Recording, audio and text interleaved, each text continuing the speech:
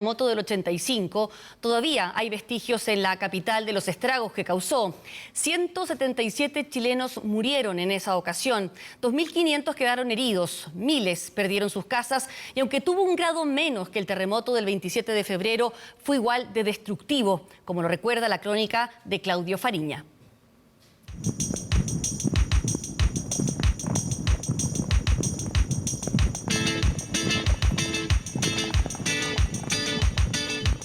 La tragedia otra vez nos azota, pero nuevamente todos los chilenos nos sobreponemos con voluntad y entereza.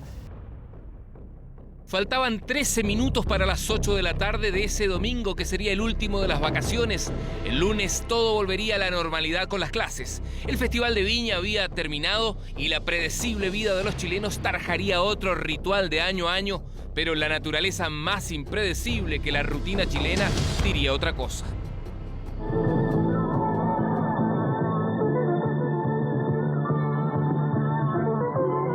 Muy buenas noches. Solo la imagen venerada de la Virgen de Santa Rosa permaneció en pie. Todo lo demás, el santuario y viejas casas de adobe, cayeron a tierra en el violento terremoto del domingo recién pasado. TVN ya cumplía 15 años al aire y enfrentaría uno de sus grandes desafíos en coberturas periodísticas. Los noticieros entonces partían a las 8 y no a las 9 de la noche. Razones comerciales y una vida que transcurría a otro ritmo hacían consumir noticias mucho antes. 7 víctimas fatales y el 80% de las casas destruidas es el saldo hasta el momento del terremoto aquí en Melipilla. Prácticamente no hay ciudad, ni pueblo, ni villorrio de la zona central de nuestro país que no haya sufrido la destrucción del terremoto. San Francisco de Mostazal, por ejemplo, a través de una red nacional de televisión, transmite la División Nacional de Comunicación Social de Gobierno.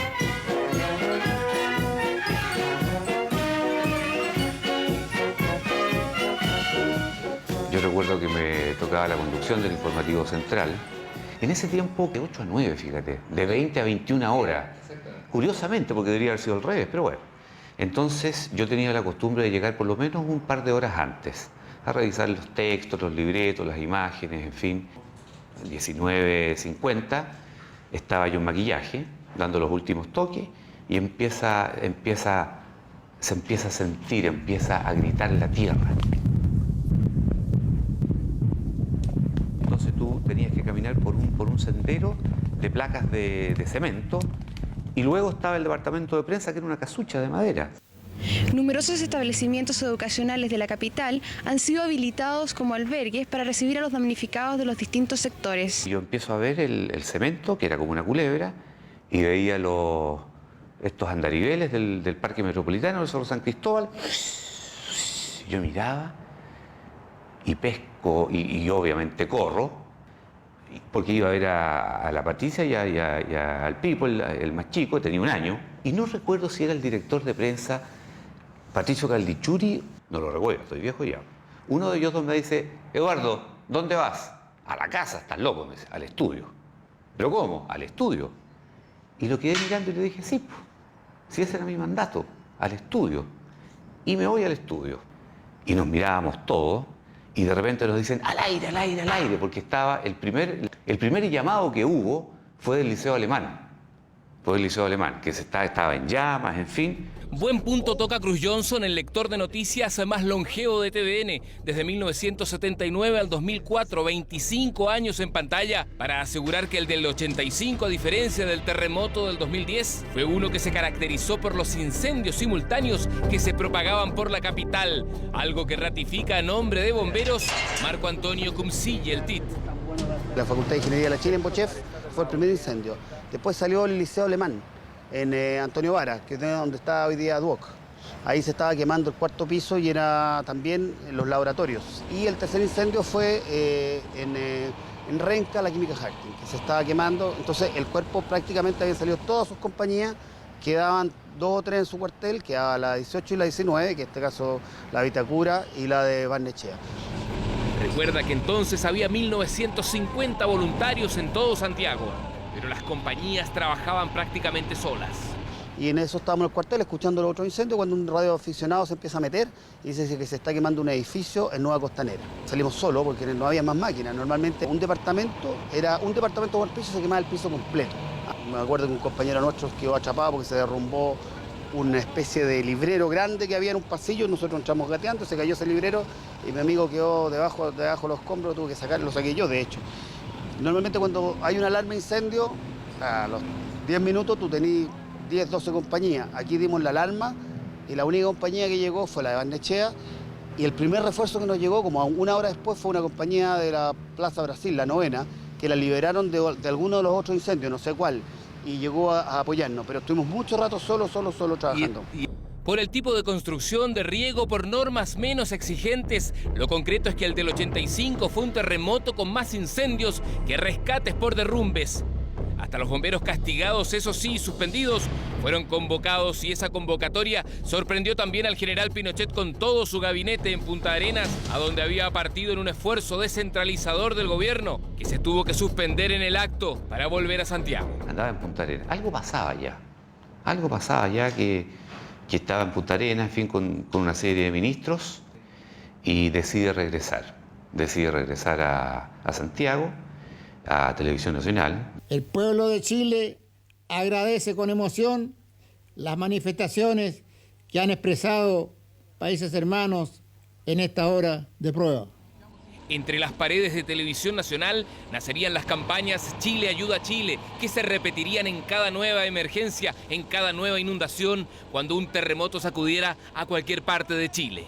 Él llega, el estudio estaba lleno, estaba repleto de camarógrafos, de directores, en fin, editores. Y él llega y dice, entra al estudio, había mucha gente y él dice, a ver, ¿quién me puede decir cuántas personas se requieren en este estudio? Y el editor le dice, señor presidente, 2 personas, listo. Desocupen el estudio entonces. Esto no es un circo. Y a prestar la ayuda generosa que siempre en su historia ha sabido dar a los compatriotas que han sufrido el efecto de la tragedia. Se ha dirigido al país Su Excelencia el Presidente de la República, Capitán General Augusto Pinochet Ugarte, para informar a la ciudadanía acerca del fuerte sismo que afectó esta tarde a la zona central del país. Buenas noches.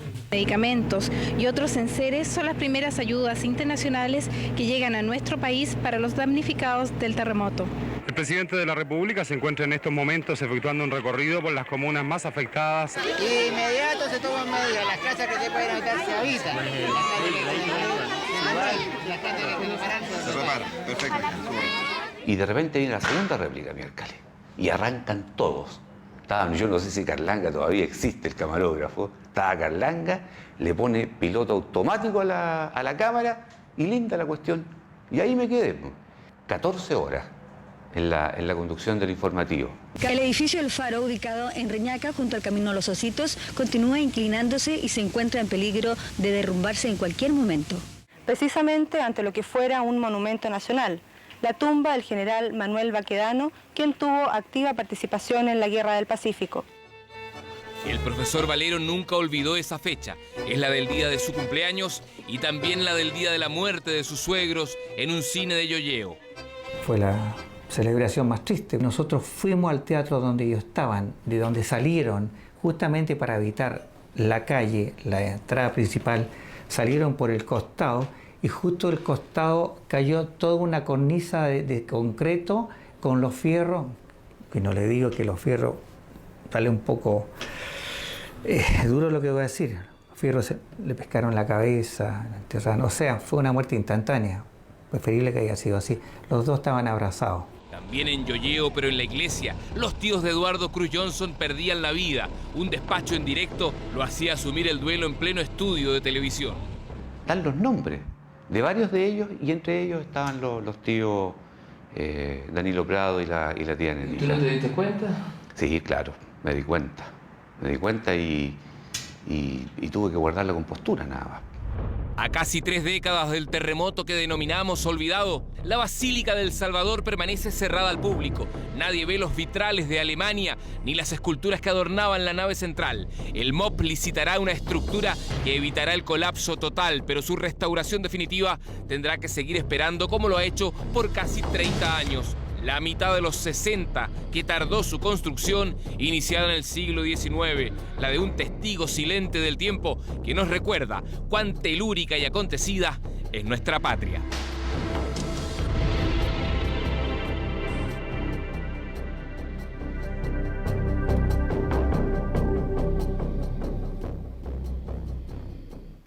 Y recordando reportajes como ese, uno aprecia también la magnitud de la historia que llevan estudios como estos aquí en Televisión Nacional. Bueno, vamos a otras informaciones porque